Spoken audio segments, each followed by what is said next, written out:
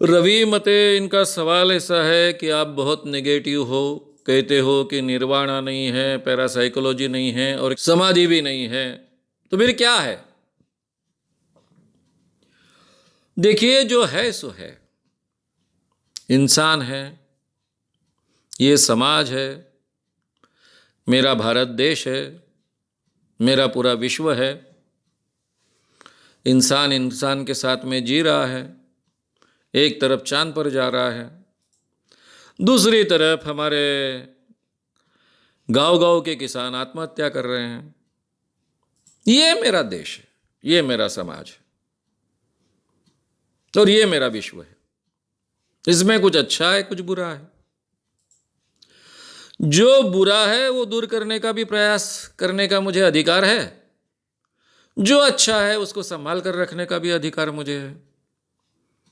और ये प्रयास करना मैं अपना जीवन का सही माने में कर्तव्य समझता हूं।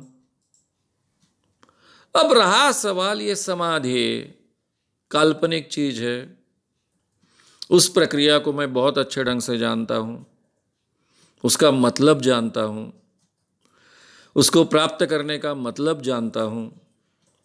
निर्वाण नाम की कोई चीज नहीं होती है, ना ही आपकी आत्मा होती है, ना ही इस आत्मा को मोक्ष प्राप्त होता है। कुछ लोग उसको निर्वाण कहते हैं, कुछ लोग दुख और सुख के बाहर आने को निर्वाण कहते हैं। दुख और सुख के बाहर आकर जीना सीखना, यह भी कोई बहुत अच्छी बात मैं नहीं मानता। हाँ, आप दुख से विचलित नहीं होने चाहिए और आनंद से बह नहीं जाने चाहिए। यहां तक आपकी अवस्था अगर आती है तो गुड, अच्छी बात। लेकिन आपको सुख भी महसूस नहीं होता है, दुख भी महसूस नहीं होता है, तो आप इंसान ही नहीं बचते हो। तो ऐसे इंसानों का क्या उपयोग है जो इंसान ही नहीं है? तो ऐसा निर्वाण भी काम का नहीं है। हालांकि निर्वाण तो हमेशा मोक्ष के साथ में जोड़ा जाता है। तो जो ऑलरेडी है ही नहीं उसको मानकर पकड़कर बैठने की आवश्यकता क्या है? रहा सवाल पैरासाइकोलॉजी का, भाई आप इन चीजों को मानते क्यों हो? ठीक है, एक बार मोक्ष है, निर्वाणा है, नहीं है, इसके बारे में आपके मन में डाउट हो सकता है, क्योंकि आप तो मरकर भी देख नहीं सकते हो कि आत्मा है कि नहीं है। अगर मरने के बाद में आपको पता चला तो आप आकर मुझे कह नहीं सकते हो, और जब तक जिंदा है तब तक आपको मोक्ष है कि नहीं इसके पता नहीं हो सकता है। सेम थिंग निर्वाणा की है, इसलिए शायद इसके बारे में आपके मन में डाउट हो सकता है। लेकिन पैरासाइकोलॉजी ये तो जिंदे इंसानों में होती है, और इसका दावा करने वाले कई लोग हैं आज भी। कई बाबा है, कई आध्यात्मिक लोग हैं जिन्होंने सिद्धि प्राप्त की है। ऐसे आप भारत में अगर पत्थर उठाओ तो उसके नीचे 100 मिल जाते हैं, इतने बड़े पैमाने पर। लेकिन एक भी सिद्ध करने के लिए आगे आने के लिए तैयार नहीं।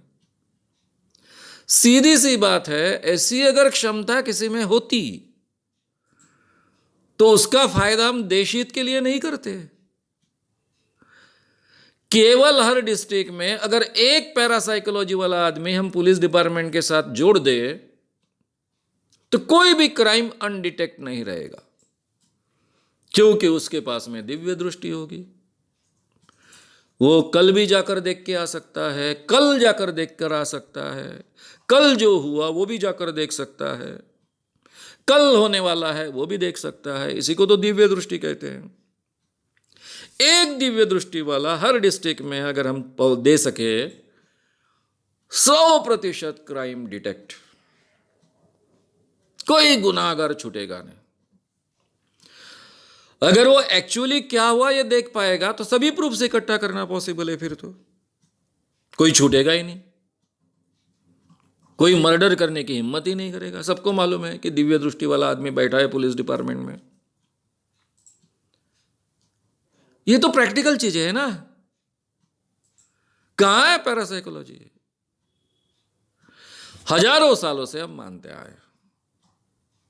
उसमें अगर सच्चाई होती तो उसका हम बहुत इफेक्टिवली उपयोग करते हैं। जो सच है उसको स्वीकारना, यह निगेटिविटी है। जो झूठ है उसको नकारना, यह निगेटिविटी है। यानी आप काल्पनिक चीजों को पकड़ के रहेंगे वो पॉजिटिविटी है। तो ये चीजें काल्पनिक नहीं है, सिद्ध करने की जिम्मेदारी आपकी है।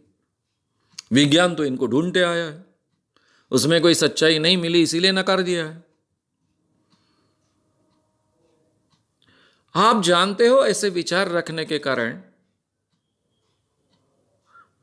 जो धर्म इंसानियत पनपाने के लिए तैयार हुए, जिन धर्मों का उद्देश्य इंसानियत को बेहतर बनाना था, वो अपने काम से चूक गए। इसके पीछे का सही कारण आप जैसी विचारधारा रखने वाले लोग हैं कि जो इंसान के जीवन के बारे में नहीं सोचते हैं, जिंदे इंसानों के बारे में नहीं सोचते हैं, मरने के बाद का ज्यादा सोचते हैं। इसलिए जो धर्मों का उद्देश्य था धारणा करना इंसानों की, उसमें वो कम गिरे। नहीं तो इतने बड़े पैमाने पर भारत जैसे देश में धार्मिक लोग होने के बाद, मोर देन 90% लोग धार्मिक है भारत में, इसके बावजूद इतनी बड़ी समस्या हमारे देश में नहीं होती। धर्म अब जो अपना उद्देश्य था उससे चूक गए, ये हमने समझ लेना चाहिए। और इसीलिए भारत जैसा देश कॉन्स्टिट्यूशन पे चलता है, धर्म के आधार पर नहीं चलता है। और कॉन्स्टिट्यूशन में इन चीज़ों को कोई जगह नहीं है। हाँ, धर्म का आचरण करने की स्वतंत्रता आपको दी गई है, जो आपकी पर्सनल आचरण करने की स्वतंत्रता है। तो इसलिए हमने प्रैक्टिकली सोचते सोचते सच और झूठ इसको महत्व देना सीखना चाहिए। और सच कहूं मैं आपको, सही धार्मिक तो मैं हूं, क्योंकि सभी धर्मों ने माना है सत्य की खोज यानी ही धर्म। भारतीय धर्मों ने तो सभी ने माना है कि सत्य की खोज यानी ही धर्म। और उसी के आधार पर महात्मा गांधी जैसे लोग कहते थे सत्य ही ईश्वर है। और सत्य ही ईश्वर है केवल महात्मा गांधी ने नहीं कहा, सभी संतों ने कहा है। तो मैं सत्य की खोज करता हूं, जो सत्य है उसको स्वीकारता हूं, जो असत्य है उसको नकारता हूं। इसलिए मैं सबसे ज़्यादा धार्मिक व्यक्ति हूं, ऐसा मैं कहता हूं। अगर आपको ये वीडियो पसंद आया हो तो उसे ज़रूर लाइक करें, लोगों में ये अवेयरनेस फैलाने में हमारी मदद करें। वीडियो को ज़रूर शेयर भी करें। तो हमारे YouTube चैनल श्याम मानव को विज़िट करें। ऐसे सारे वीडियोस का आनंद लेने के लिए हमारे चैनल को सब्सक्राइब करें। उसके लिए सब्सक्राइब बटन दबाएं। नए वीडियोस का नोटिफिकेशन पाने के लिए बेल आइकन दबाएं।